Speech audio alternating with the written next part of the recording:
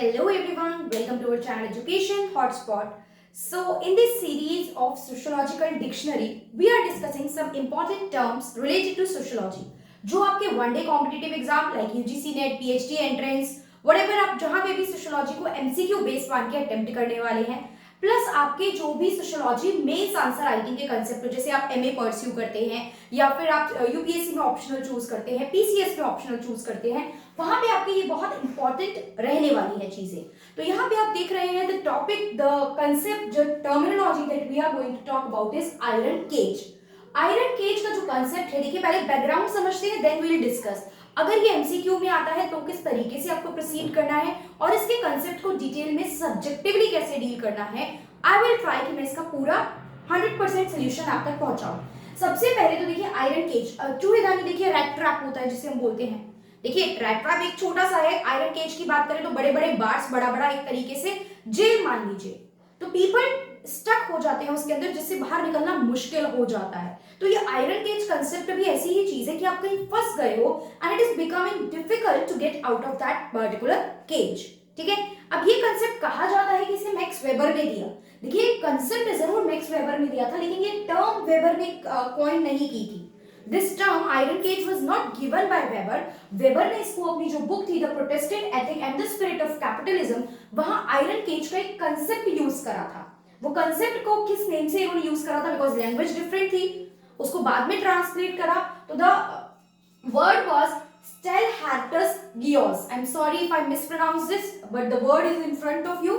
ये word use करा था किसने, मैक्स वेबर ने, जिसका अगर हम लिटरली मीनिंग निकालने पे जाएं, लिटरली मीनिंग तो देखेंगे हाउसिंग हार्ड एज स्टील। इसी को आगे जाके 1930 में जब टैलकेट पार्सन ने ट्रांसलेट करा तो उन्होंने इस कंसेप्ट को क्या बोला, इन्होंने इस कंसेप्ट को आयरन केज बोला। तो ये जो वर्ड आयरन केज था ये कॉइन किसने करा था, this term was coined by Talcott Parson जब उन्होंने वेबर के वर्क को ट्रांसलेट करा था।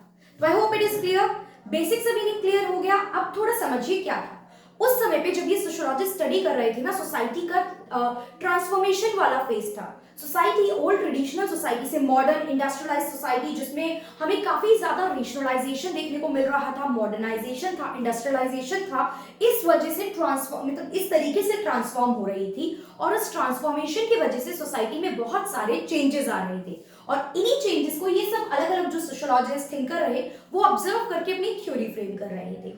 तो जब ये चीज हुई तो हमें रेशनलाइजेशन भी देखने को मिला। रेशनलाइजेशन का कांसेप्ट क्या होता है, जस्ट समटाइम विल से यार रेशनल होके सोचो प्लीज।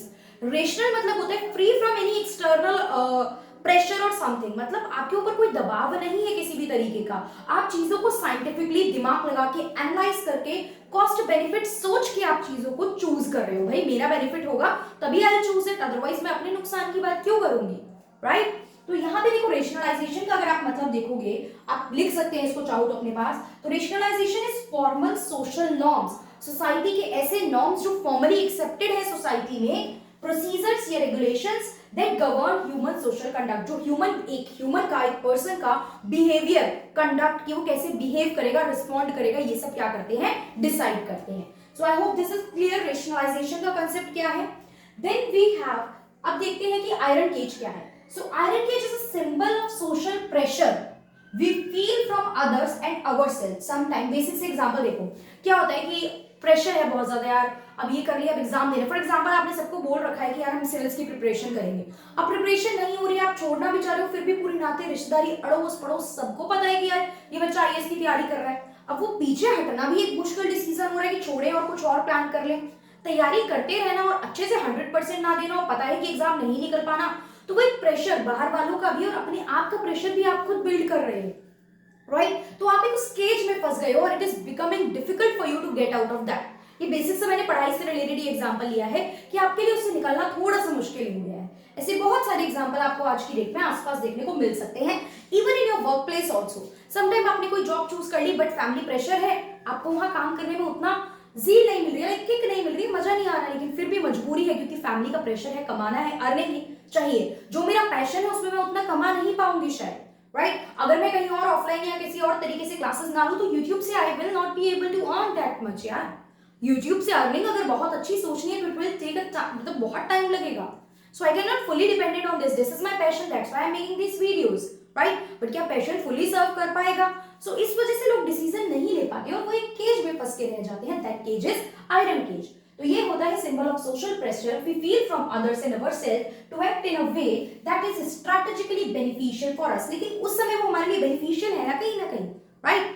और यही देखिए, जब ये प्रॉपरली आपके लिए ये केज बेनिफिशियल हो जाती है, for example I am saying कि आपको इस चीज में इतने पर्क्स मिलेंगे, घूमने को मिल रहा है, एंजॉयमेंट मिल रही है, ठीक है, सैटरडे संडे ऑफ भी रहता है काम में, और फॉरेन ट्रिप्स मिल जाती हैं, पर्क्स बहुत ज्यादा एक्स्ट्रा मिल रहे हैं, ट्रैवलिंग अलायंस मिल रहा है, ट्रैवल करने के लिए अच्छी गाड़ी मिल रही है, बहुत सारे एक्स्ट्रा बेनिफिट मिल गए, तो आप क्यों छोड़ना चाहोगे वो चीजें, right?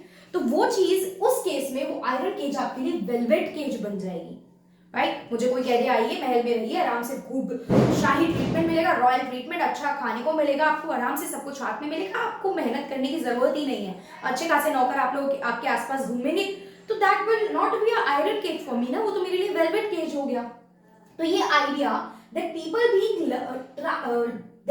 Love being trapped in that cage, कि लोगों को मजा आ रहा है उस केज में रहने में, लोगों को उस एटमॉस्फेयर में, उस केज में वो जो चीज ऑप्ट कर रहे हैं उसमें रहने में मजा आ रहा है, तो वो कंसेप्ट बन जाता है वेलवेट केज का। ओके, अब इसमें आगे क्या होता है, यही आयरन केज के कंसेप्ट ये डिस्क्राइब करती है इंक्रीज रेशनलाइजेशन। रेशनलाइजेशन का मतलब मैंने पहले ही क्लियर कर दिया है, inherit in social life particularly in western capitalist society. देखिए स्टार्ट तो वहीं से हुआ था ना, वेस्टर्न कैपिटलिस्ट सोसाइटी, कैपिटलिज्म आने लगा था, सोसाइटी में ट्रांसफॉर्मेशन आ रही थी, तभी से तो धीरे धीरे चीजें और ये जो चेंज था वो स्टार्ट हुआ। सो दैट्स व्हाई ये वहां से जो रेशनलाइजेशन स्टार्ट हुआ उससे ये हम कंसेप्ट को समझ सकते हैं। सो आई होप बेसिक्स मतलब आयरन केज का डिटेल में समझ में आ गया होगा। This concept was given by max weber. और अगर पूछा जाए कि कॉइन किसने किया था ये टर्म, तो the term was coined by Talcott Parson. ये टर्म टैलकट पार्सन ने दी थी, क्योंकि मैक्स वेबर ने जो टर्म दी थी ये उसका मतलब था हाउसिंग हार्ड एज स्टील। देखिए ये भी यूज हो सकता है कि आप पता पूछ ले, वैसे कम चांसेस रहते हैं ऐसी चीजें पूछने के लिए, बट स्टिल कंसेप्ट पढ़ रहे हो तो पता होना चाहिए। बाकी अगर कहीं आता है, देखिए मेंस में डायरेक्टली नहीं, कई बार पूछेगा आयरन केज का मतलब बता दो, इतना ऐसा क्वेश्चन नहीं आता, बट समटाइम जब आप एक हाई लेवल का आर्टिकल पढ़ रहे हो, सोशियोलॉजिकल कोई चीज पढ़ रहे हो सकता है उसमें लिखे कि दैट पर्टिकुलर सिचुएशन जो थी एक आयरन केज वाली सिचुएशन हो गई है, तो वहां पे आपको पढ़ के मतलब पता होना चाहिए कि what exactly the concept of iron cage says. Okay, so this is the next video in the series of the concept of sociology. I hope ये सीरीज पसंद आ रही है और ये टर्म अच्छे से क्लियर हो रहे हैं। इफ क्लियर हो रहे हैं देन वीडियो को लाइक कीजिए और कमेंट करके मुझे बताइए, so that I keep on uploading more and more videos in this series and I will try कि मैं आपकी जो प्रॉपर डिक्शनरी है, ठीक है, ऑक्सफोर्ड की डिक्शनरी है, जो भी डिक्शनरी 2-3 डिक्शनरी बोली जाती है सोशियोलॉजी के लिए इज इंपॉर्टेंट, प्लस आपके जो यूजीसी नेट सोशियोलॉजी मेंस का जो भी कंटेंट है उससे रिगार्डिंग जो भी टर्मिनोलॉजी है सोशियोलॉजी की, मैं इस सीरीज में आपकी कंप्लीट कराऊं। बट ये कंप्लीशन होगा या नहीं that depend upon your comment. Video अच्छी लगी हो, बेनिफिशियल लगी हो तो please do like it. At the end बोला है, स्टार्टिंग में सिर्फ काम की बात की थी। So see you in the next video with one more interesting topic, and if you guys want me to cover any topic then आप उसे कमेंट करके मुझे मेंशन कर सकते हैं। So that's all for this video. Thank you everyone for watching.